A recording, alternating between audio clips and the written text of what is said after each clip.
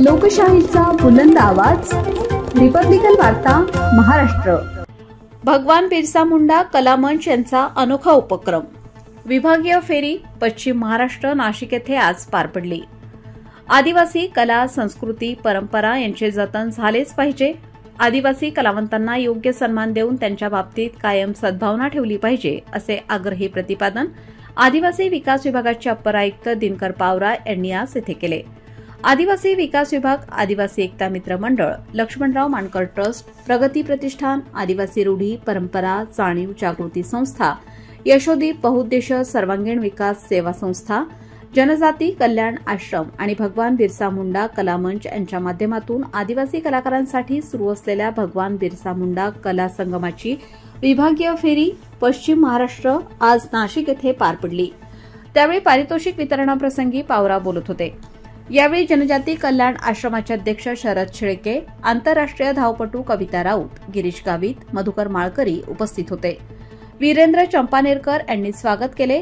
माळकरी यांनी प्रास्ताविकात या कला संगमाची भूमिका विशद केली। आदिवासी समाज हा आपली महान संस्कृती, परंपरा, विविध कलाप्रकारांच्या माध्यमातून हजारो वर्षे जोपासत आला आहे। त्यांच्या या कलागुणांना प्रोत्साहन देण्यासाठी शासन विविध उपक्रम राबवते। यंदा प्रथमच भगवान बिरसा मुंडा यांच्या 150व्या जयंतीनिमित्ताने बिरसा मुंडा कला मंचने 5 पारंपरिक कला, परंपरा, नृत्य, गायन, वाद्य वादन, चित्रकला आणि हस्तकला या स्पर्धा महाराष्ट्रातल्या सर्व जनजातींसाठी घेतल्या।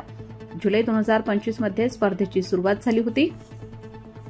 महाराष्ट्रातल्या 10,000 पेक्षा जास्त कलाकारांनी विविध श्रेणीत नोंदणी केली।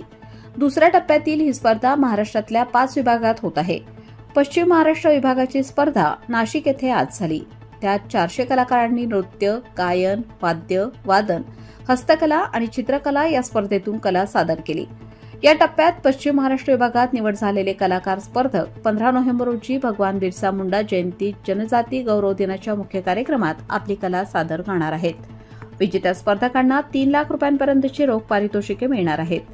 स्पर्धा पारंपरिक नृत्य, पारंपरिक गायन, वाद्य वाजवणे, चित्रकला, हस्तकला, reels, blogs, photography, documentary, short films प्रकारात होत आहे। ऑनलाईन, विभागीय आणि राज्यस्तर असे स्पर्धेचे 3 टप्पे आहेत। विभागीय स्तरावर 7,500 ते 30,000 रुपये तर राज्यस्तरावर 75,000 ते 3 लाख रुपयांपर्यंतचे रोख पारितोषिक व प्रमाणपत्र विजेत्यांना दिले जाणार आहे। 10 ते 15 नोव्हेंबर राज्यस्तरीय अंतिम फेरी होणार आहे, असे संयोजकांनी सांगितले। नमस्कार सर्वांना, जय आदिवासी।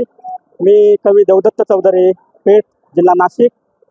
आज आपण ह्या ठिकाणी पूर्ण पश्चिम महाराष्ट्राचा आदिवासी सांस्कृतिक कार्यक्रम आयोजित केलेला आहे। आदिवासी कला मंच, कला बिरसा मंच नागपूर, प्रगती प्रतिष्ठान, यशोदीप सेवा संस्था पेठ आणि आदिवासी विकास भवन नाशिक महाराष्ट्र राज्य यांच्या संयुक्त विद्यमाने हा कार्यक्रम आयोजित केला होता। ह्या कार्यक्रमाचं वैशिष्ट्य असं की आदिवासी लोककला ह्या नामशेष होत चाललेल्या आहेत, पण कुठंतरी स्पर्धा घेऊन त्या जिवंत ठेवाव्या हा कार्यक्रमाचा हेतू आहे। हा कार्यक्रम 5 विभागामध्ये होणार आहे। तर पहिला उत्तर महाराष्ट्रामध्ये झाला, नंतर अमरावती विभागामध्ये झाला, नंतर कोकण विभागामध्ये झाला आणि आजचा हा पश्चिम महाराष्ट्राचा कार्यक्रम हा आज आपण नाशिकमध्ये आयोजित करत आहोत। आणि आता फायनल कार्यक्रम जो आहे तो नागपूर विभागामध्ये आपण आयोजित केलेला आहे। तर आजचा जो हा पश्चिम महाराष्ट्राचा कार्यक्रम झाला, याच्यामध्ये ऑनलाईन फेरीपासून 25 नृत्य होते, 24 गीत गायन होते, 8 वाद्यवादन होते, 20 चित्रकला आणि 20 हस्तकला।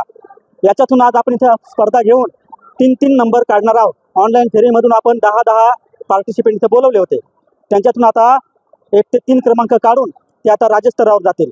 ह्या ठिकाणी त्यांना ट्रॉफी, जे 3 नंबर येतील त्यांना ट्रॉफी, रोख रक्कम, सन्मानपत्र देण्यात येईल आणि हे 3 संघ नागपूरला जातील आणि नागपूरला मग पूर्ण राज्याच्या स्पर्धा होतील। तिथे त्यांना भरपूर भरघोस असं 3 लाखापासून बक्षीस आहेत।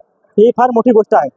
आणि ह्या ठिकाणी ज्या स्पर्धा संपन्न होत आहेत, जे पार्टिसिपेंट झालेले आहेत त्यांना जेवणाची सोय, प्रवास खर्च प्लस सन्मानपत्र ह्या सगळ्या गोष्टी इथं देण्यात येणार आहेत। धन्यवाद। रिपब्लिकन वार्ता महाराष्ट्र न्यूजसाठी विशेष प्रतिनिधी आनंद Abhale, Nashik. Subscribe now and press the bell icon. Never miss an update.